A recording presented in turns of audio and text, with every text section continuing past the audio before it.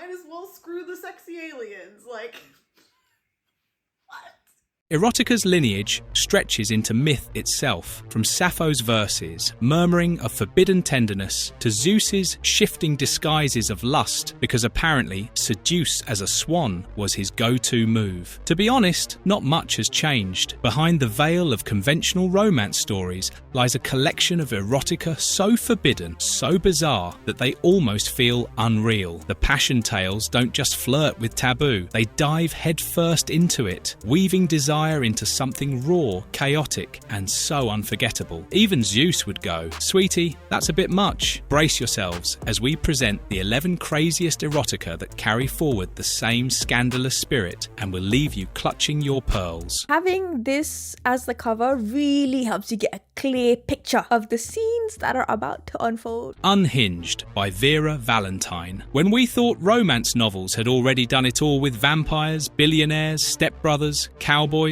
Vera Valentine glanced at all that and said, "Nah, let's make the front door the love interest." Yes, you heard that right. Unhinged asks the question no one asked. What if your home security system was also your soulmate? The story begins with our girl next door, Tana, a lonely woman living in a weary apartment with a landlord who gives off a major creep vibe. Lonely and yearning for love, she begins to see her door as more than an inanimate object. His name is Dries, and he's not just any ordinary door. He can turn into a ridiculously hot man when their connection gets physical. Just imagine, tall, muscular, protective, and also hinged. Far from your average piece of wood, Dries has only eyes for Tana, slipping into her dreams to keep her company and scaring off her sleazy landlord in real life. The man-door combo has one weakness, which is praise kink, as he practically melts when she calls him a good door. Eventually, Tana figures out she's not just sharing rent with a sentiment door frame. She has fallen headfirst into love. The finale seals it by being part fairy tale and part IKEA daydream gone rogue. Absurd as it sounds, readers couldn't put it down, laughing, blushing, and maybe giving their doors suspicious looks afterward. Unhinged was the cult classic that made everyone really rethink knocking on wood. How the heck he got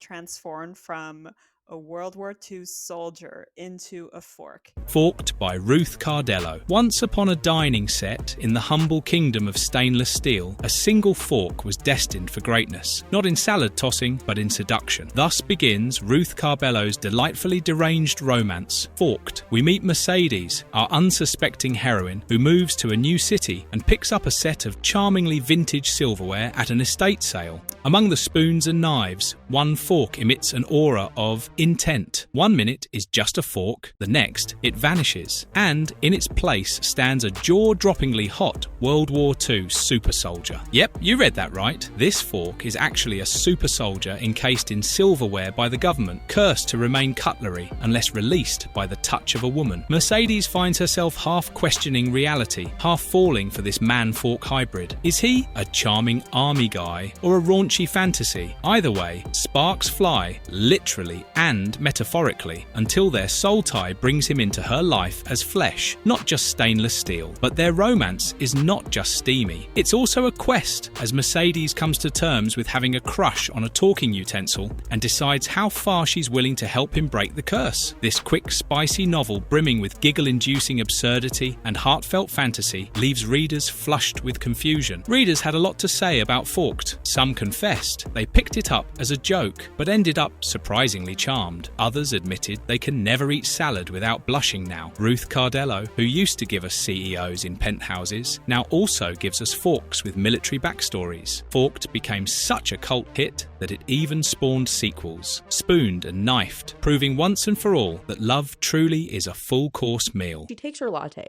and starts rubbing it all over her body and feeling the warmth of this. Seduced by the pumpkin spiced latte by Evelyn Coles. Have you ever sipped your pumpkin spice latte and thought, wow, I'd totally risk it all for this drink? No? Well, Evelyn Coles clearly did, and then wrote an entire erotica about it. Picture this: autumn leaves swirling, scarves everywhere, and Starbucks just dropped its seasonal drink. But for our main character, Melissa, this isn't just a full menu. It's an obsession. One taste of that whipped cream-topped, cinnamon-dusted drink, and suddenly her senses go crazy. This isn't just coffee, it's foreplay in a cup. From there, the story turns into pure, frothy chaos. She isn't just sipping her latte, she's savouring it in ways that make you double-check you're not in public while reading. The heat of the cup against her skin feels like a lover's caress. The sweet swirl of whipped cream slides across her lips like a teasing kiss, and every sip feels scandalously close. Every element teases her like a lover. Soon, she's not simply drinking the pumpkin-spiced latte, she's fantasizing about it and taking control by letting cinnamon, nutmeg, and frothy milk become stand-ins for a body she can't resist. The descriptions charge recklessly into eroticism. Foam becomes something soft and suggestive. The cinnamon stick becomes a stand-in for something far naughtier, and Melissa surrenders to the intoxicating taste as if the flavour itself were pulling her close. Mouth to mouth, pulse to pulse. At one point, she even imagines herself moaning the drink's name, succumbing to the flavour's over-the-top seduction. Ridiculous in theory, but undeniably a little sexy in practice. Its madness comes from commitment as it frames a woman romancing her latte with the weight and seriousness of classic forbidden passion. Yes, the story is only 13 pages long, but oh, what 13 pages they are. People didn't know what hit them. Some call it a genius parody, while others say it's the reason society is collapsing. Fans have jokingly nicknamed it 50 Shades of Foam. Either way, the novella carved its spot in chaotic erotica history, because if women in myths could fall for swan-shaped Zeus, why can't Melissa fall for a pumpkin-spiced latte? This woman rescues a turkey, and the turkey turns out to be a turkey man, and she makes love to him.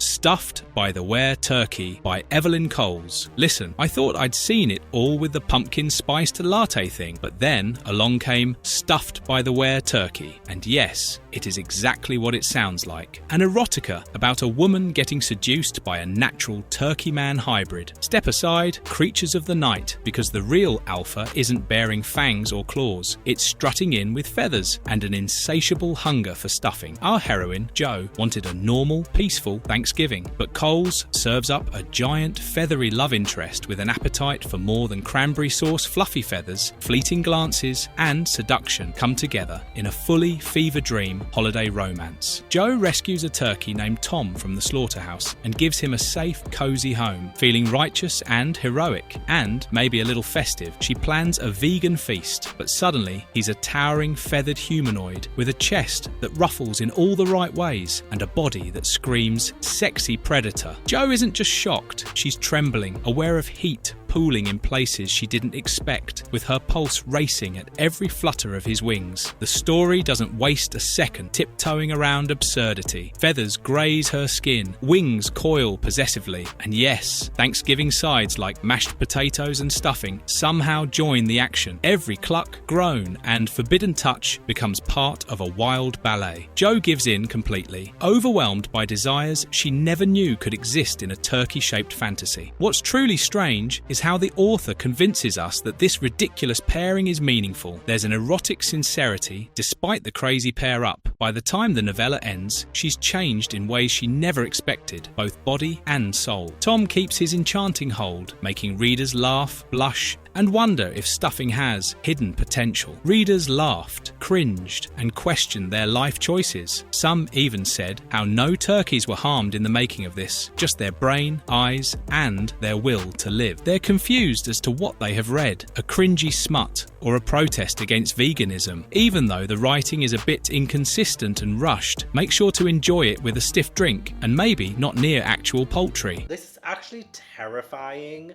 having sex with them, but they're also eating them at the same time.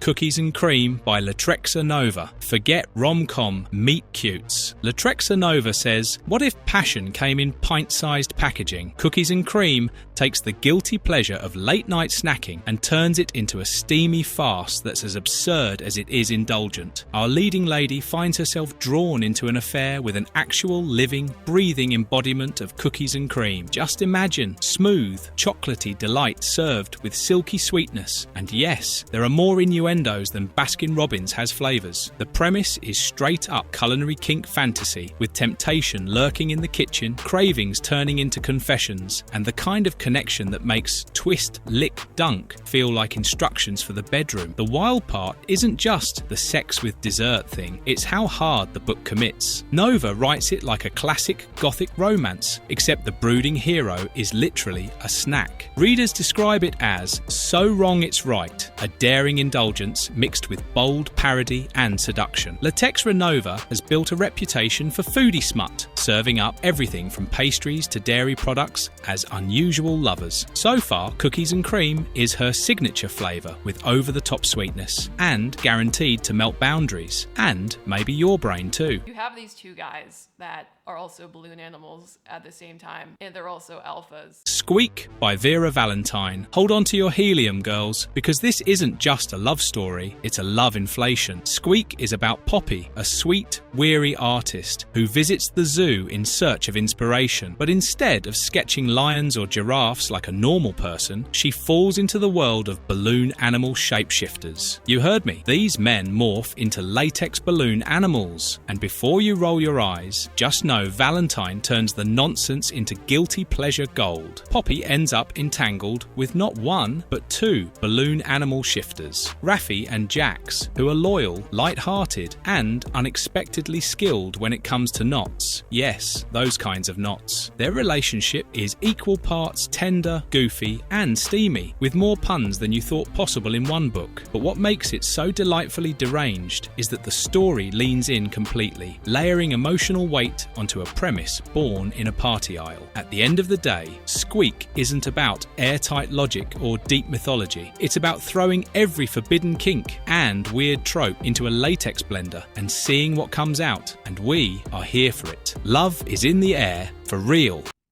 Yo, I get that dating is super rough right now, but now you need to compete with a disease? Kissing the Coronavirus by MJ Edwards. What happens when lab safety rules are ignored, hormones run wild, and a test tube looks a little too sexy? You thought Twilight was controversial? Try explaining to your friends that you're reading a love story about COVID-19. Dr. Alexa Ashtington Ford, a biochemical neuroviral epidemiologist, is working tirelessly on a COVID-19 cure. She then meets her superior, Dr. Gertlikund. Before you know it, one fateful experiment, one reckless exposure, and suddenly Gertlikund isn't entirely human anymore. He's now bigger, hotter, dripping with raw viral energy that no safety suit could ever contain. This isn't coughing, an aching kind of sickness. This is a fever that leaves Alexa breathless, shaking, and craving for more. Heat rolls off his skin, his veins throb with glowing green desire, and his gaze glows with a hunger that feels less like science and more like a sin. Every touch is contagious, every kiss a dangerous transmission, every thrust a symptom that she gladly falls victim to. Alexa knew it was wrong, but her body was more honest than her mind. On the cold lab table, passion became the only diagnosis she'd never want cured. In Kissing the Coronavirus, science fiction mutates into downright smut. The lab's breakthrough transforms into a sticky tangle of lust and latex gloves. Somehow, it works, because you'll be laughing, cringing, and low-key invested in how far a woman will go for passion. And Science Edwards wrote the book in just 6 days during peak pandemic lockdown, boredom, and accidentally birthed the strangest pandemic artifact known to Kindle. Stuffed by Sylvia Morrow is an 87-page sentient object romance novella about a woman who falls in love with her favorite pillow. Stuffed by Sylvia Marrow. Meet Anne, an anime-obsessed, socially withdrawn woman who is deeply touch-averse. While she hates real men, Anne is a full-blown fictophiliac, someone who falls in love with fictional characters, and her trusty body pillow has been her safest thing for years. But this isn't just any pillow. Thanks to a touch of phoenix feather magic, her beloved snuggle buddy suddenly gains consciousness, sprouts a man form, and introduces himself as Ori Yep. Anne's comfort object is now a full-fledged boyfriend with magical anatomy that inflates and deflates, and because life isn't already weird enough, the pillow even fires feathers in moments of passion. For Anne, who spent years lusting after